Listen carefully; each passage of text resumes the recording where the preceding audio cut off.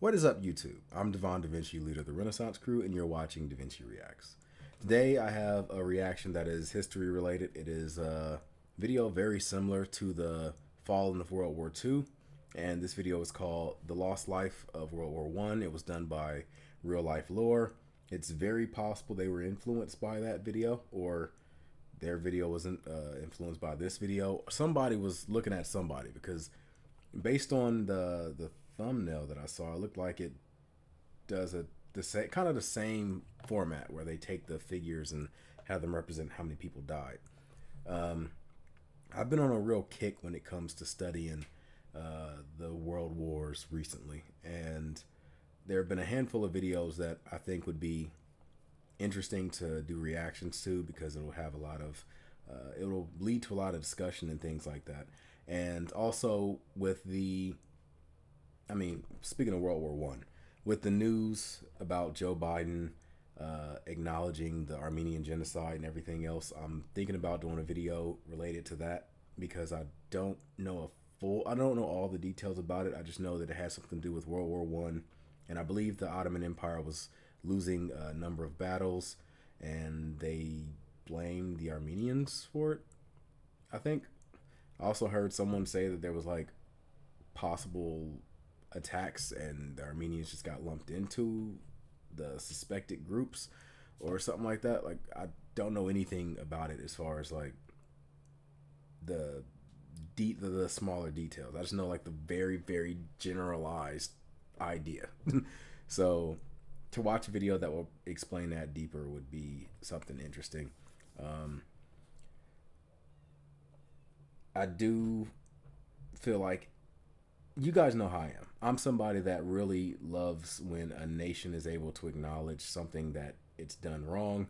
And even though Turkey itself hasn't acknowledged it, I feel like at some point, hopefully, they will. Same with all other countries, including America. If I could find a video about atrocities America's committed, I would watch that as well, because I feel like the sooner people can get out and acknowledge the bad stuff that they've done and accept it, try to make amends and move forward, the better this world will be. That's one of the things I actually love about Germany. Like, they definitely acknowledged the wrong that they did and went out of their way to learn from it and move on. I think Germany is a great example of a country that's done that. So more countries need to be like Germany. Anyway, let's go ahead and watch this and see what it has to offer.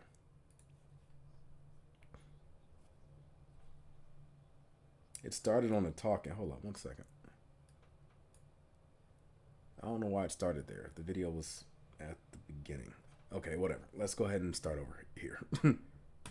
This video is made possible by Skillshare. Learn anything you want to learn with Skillshare for free for 2 months at skl.sh/reallifelore18. I purposefully released this video on the 9th of November 2018. 2 days from now, on the 11th of November, will mark exactly 100 years since the end of the First World War, one of the most destructive and violent wars ever fought in human history. While the Second World War and the destruction it caused often overshadow the First World War, I felt like now would be a good time to remember and visualize the enormous loss of life that the Great War caused. We'll be counting soldiers and civilians separately, as well as deaths and injuries separately. A casualty can be a confusing statistic in war, because it means that a soldier has been taken out of action, but not necessarily killed. Each of these models represents 1,000 people who died or went missing, while each of these models represents 1,000 people who were injured, which when combined equal the number of casualties. And we'll begin the counting with the United States. Over 116,000 soldiers died, and another 204,000 were injured fighting against the Germans and Austrians on the Western Front. This amounted to 0.17% of the American population at the time becoming a casualty of war. But America only fought for a little over a year between 1917 and 1918. The war had already been going on for over 2.5 years before that. So let's I didn't realize how take a look at some of the countries who were fighting from the beginning. No idea why I was doing that, but I didn't realize how short the First World War was. Like, now that I think about it, like, damn, it was that short. Yeah, America was only in it for about a year. Like when you compare it to World War II, which was about what, between like 6 years, just over 6 years maybe. Half years before that. So let's take a look at some of the countries who were fighting from the beginning. The war began when Austria-Hungary declared war against Serbia in 1914, and Serbia suffered worse than any other country during the war. 375,000 Serb soldiers lost their lives in the fighting, while another 625,000 civilians died from famine and disease. That amounted to over 22% of the Serbian population dying during the 4-year-long war. More than 1 out of every 5 people in the country. Serbia was a member of one of the 2 That's like Poland in World War II numbers.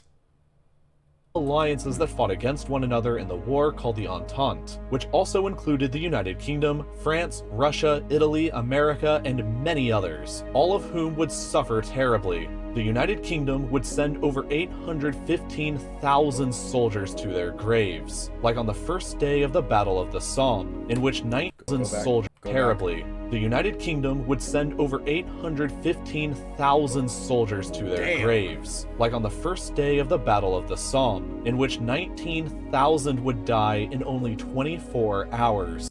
Oof. Yeah, those numbers are way, like, World War II is the deadlier war overall, but when it comes to like the Allied forces, these numbers dwarf World War II. I mean, America, we only lost maybe like a fourth of the people that died in World War II, but Germany really got, I mean, not Germany, Great Britain really got hit by this war. Like, man. And then you take into consideration the fact that Great Britain technically wasn't like initially in the war from the very beginning, like a little bit after the beginning, but they still had like that window. They weren't like there from day one.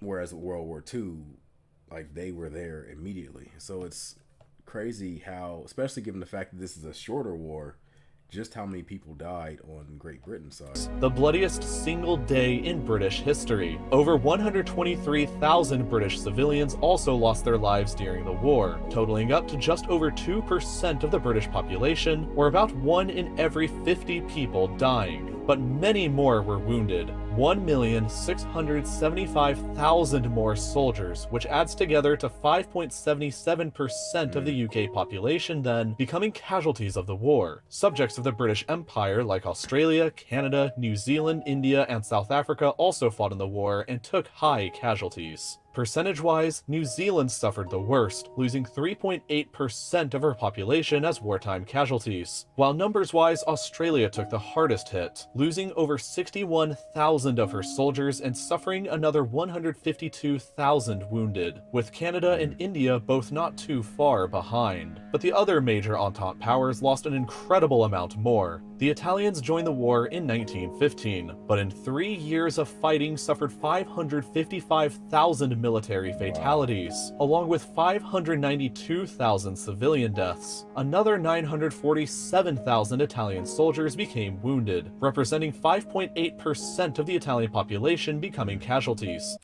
I thought the percentage would be higher. I didn't realize Italy had that many people in this country, but there's really nothing else that can be said except, damn, like this is just crazy numbers. A figure roughly comparable to the UK percentage. But then there's Russia and France, both of whom suffered higher casualties than the entire Serbian population combined during the war. Russia was the first country to come to Serbia's defense during the war and suffered catastrophic losses. 1,977,000 soldiers died fighting against the Central Powers. Yeah, so just think of how many people died in Russia between, 1914 to 1945.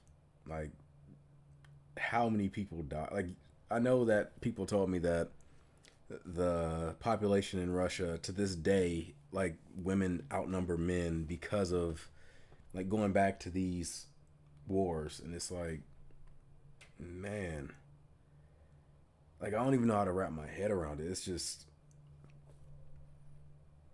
like Stalin had that quote about how a death is a tragedy and a million deaths is a statistic, but it's like, this is so many that I think that like, if there was a way to visually see, like if you could take all the people that passed away and then just like put them in front of you and you just like look at it, it would be like a hellscape. Like that's probably the only way that it can really like it'll really like ground me and see like, oh, this is how many people died. Because when you give me numbers like 20 million people died between those two wars, it's a big number, but I just can't wrap my head around it. Like it just seems like it's too crazy. And I don't know, like I know that if I were to like see just how many people passed away, or even like crazier, if I see like the gravestone, like whatever, I'm sure not Soviet anymore. I'm sure Russia has like some type of site that pays on like honors to the people that passed away during those two wars or something. Like I don't know if it's maybe like graves or if it's just a monument of some kind. But if it's like graves or like where you can like visually see the number of people, I would like to see something like that. Like if there's some type of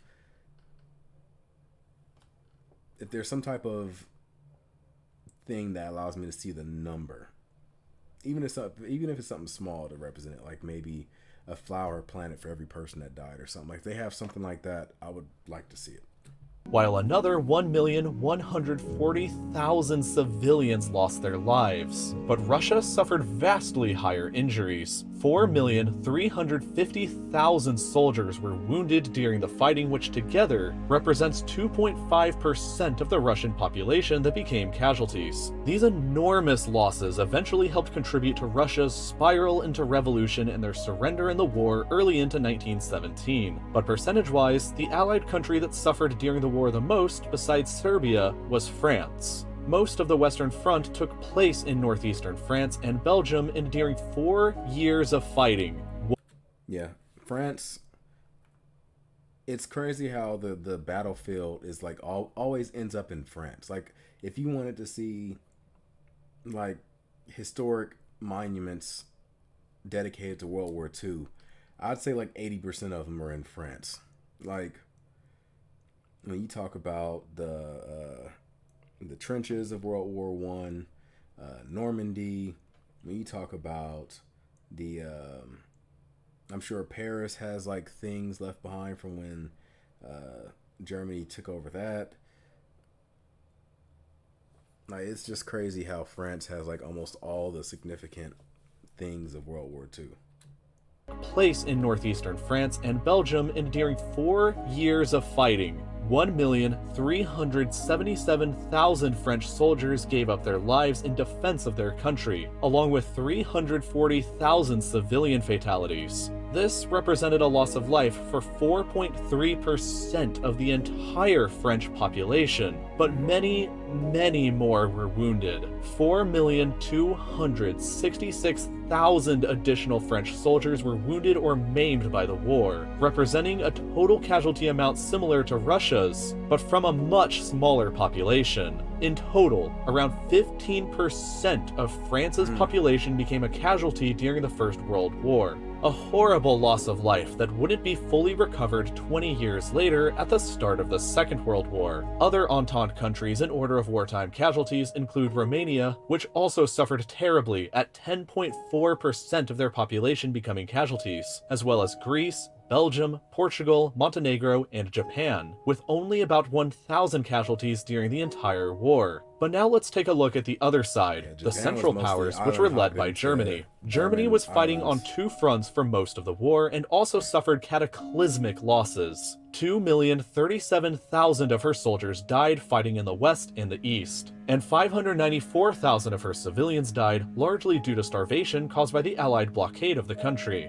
Another 2.5 million German soldiers were wounded during the course of the war, amounting to 7.8% of Germany's population becoming a casualty. While Germany suffered the highest raw numbers of the Central Powers casualties, she didn't suffer the highest percentage-wise. While Austria-Hungary took less casualties overall, they represented a higher proportion of that empire's population, 10.77%. Over 1.3 million soldiers were killed and another 3.6 million injured, all of which helps to explain why the Austro-Hungarian Empire itself wasn't able to survive the war, but the worst suffering on the Central Powers side occurred inside of the Ottoman Empire, and most of it was self-inflicted. The Ottomans joined the war in 1915 and suffered 548,000 military fatalities, and another 582,000 wounded fighting against mostly the British, French, and the Russians. But absurdly high civilian deaths inside of the Ottoman Empire were largely due to the Ottoman government's policy of ethnic cleansing against her Armenian,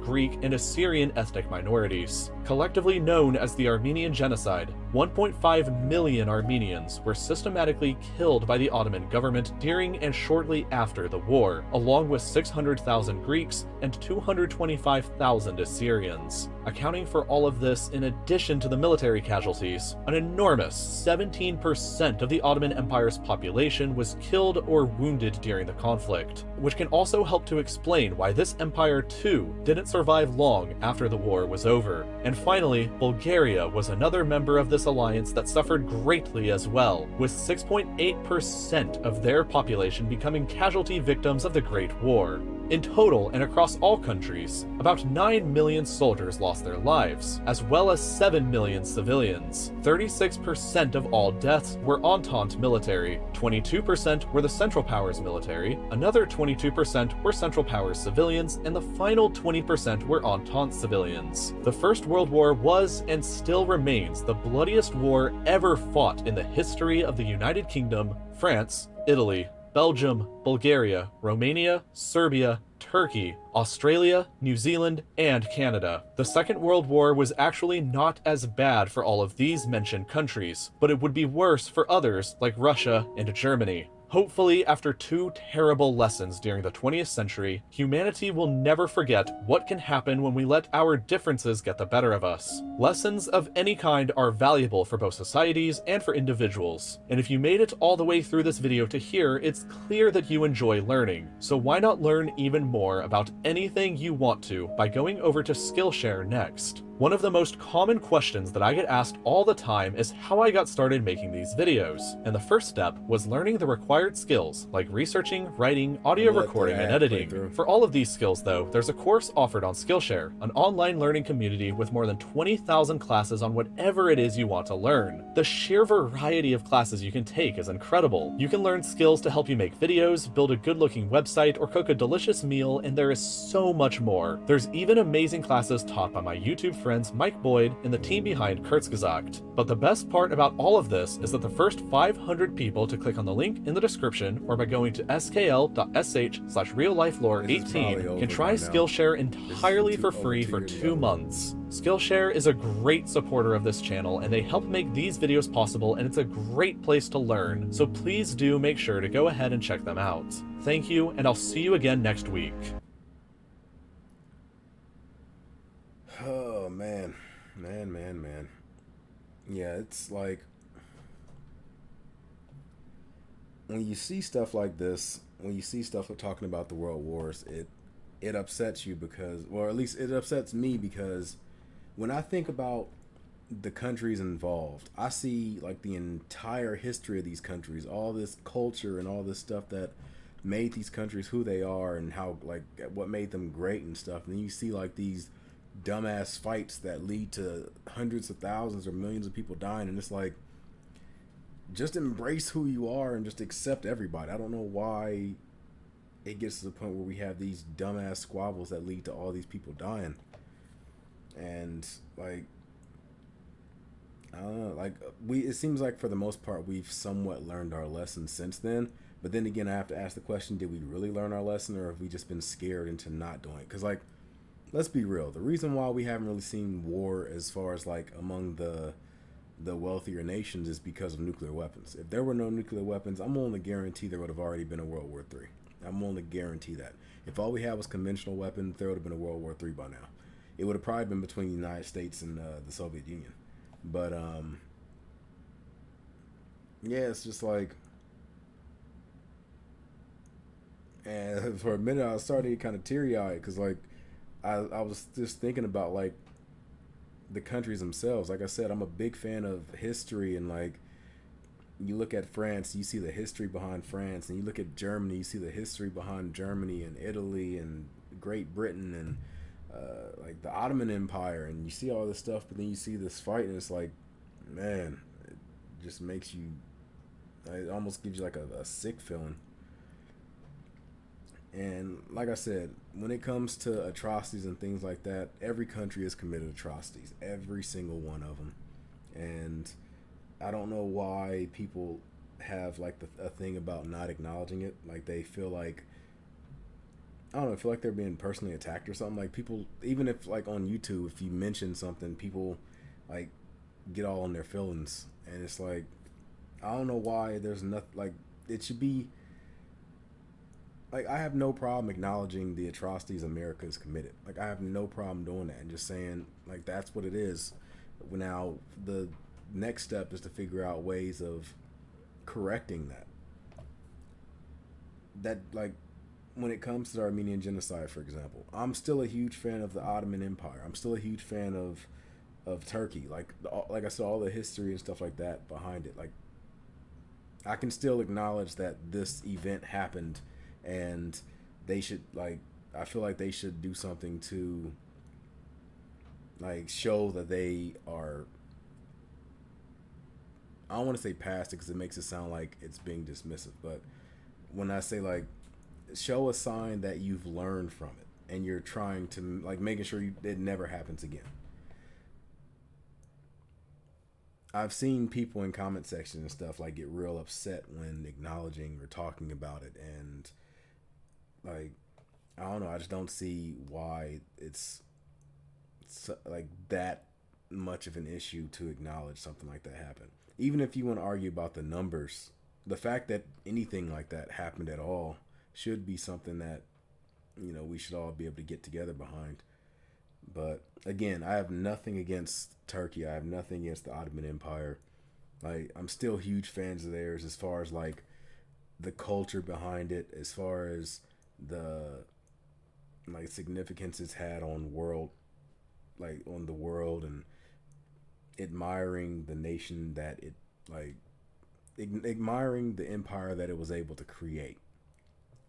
To this day, I think that it was probably a mistake for for France and Great Britain to break up the Ottoman Empire. I think that if the Ottoman Empire would have been able to continue to, exist, or if you were going to occupy it, kind of do the same thing you did with Germany, where like at some point it gets reunified. I think that would have solved a lot of the issues in the Middle East, because I feel like the same thing that happened with Africa. Like it was a bunch of outside countries that had no idea of anything as far as like the ethnic groups or the histories or the cultures. They just like drew up lines, didn't give a damn about who was in what, and that's what led to so many conflicts and things like that. If you would have allowed them to dictate themselves, we wouldn't have had anywhere near as many issues that we have today.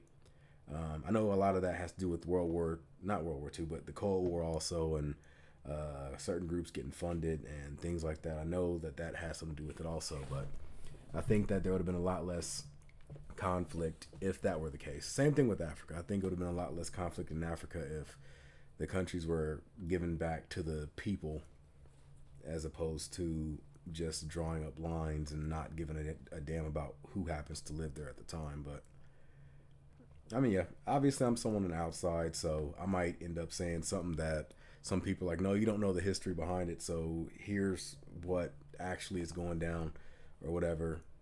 But I mean, that's how I feel. You should never be afraid to acknowledge something. You should never be afraid to like learn a lesson in history, even if you happen to be on the wrong side of it. For me, that's one of the biggest signs of seeing a person's character. Like, how open are you to acknowledging you were wrong? Especially on the internet. That's something that I feel is truly missing. Like, too many people get on the internet, and when they're given information that turns out to be wrong or misleading or whatever else, instead of just acknowledging it and going, you know what, my bad, you're right, I was wrong.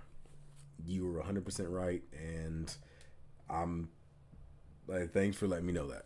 Or something like that. Like, instead of acknowledging that you were wrong, people like double down, and they get like offended or in their feelings about something because somebody said something that they didn't like, even if it was, it doesn't matter if it's true or not. They didn't like what they heard, so they get mad. But anyway, like I said, I'm still a big fan of all these empires. Regardless of the regimes that might be running those empires at the time or at any particular time, whether it was good or bad or whatever else. I'm talking about as far as a whole, because at some point, all nations always come back and do, I'm going to say good, because at all times, like a nation can be doing good but bad at the same time. All nations get back on their feet. And if a nation isn't currently in that state, it will be at some point in the future. And it has been at some point in the past. So no matter what regime happens to be in control, or administration or monarchy or whatever else, at some point, history always tells me that that country learns its lesson and moves forward and becomes better. But anyway, that's been this video. I hope you guys enjoyed it. If you did, make sure you hit that like button, subscribe, and share. I hope that I was able to enlighten someone out there. If not, then feel free to go to the comment section and try to enlighten me, because I'm always open for having discussions about history and things like that. As long as if you understand that this is a comment section. Don't go down there arguing or shouting or anything like that. Just talk your point. If somebody doesn't happen to agree with you, say you agree to disagree and move on. At the end of the day, this is just a discussion. You don't know anybody in the comment section, most likely. You'll never see them. You'll never meet them. So to get all in your feelings and want to attack somebody in the comments makes no sense to me, because you'll never see them. Just move on. Or if the thread gets too crazy, just tag me in it. Put some type of hashtag so I'll be able to see it. Hashtag Devon DaVinci. I'll come through and review it, and if it's too out of control, then I'll handle it at that point. But until then, I'm gonna give you the deuces. I look forward to seeing you guys on future videos. Until then, I'm Devon DaVinci, and I'm signing out. Deuces.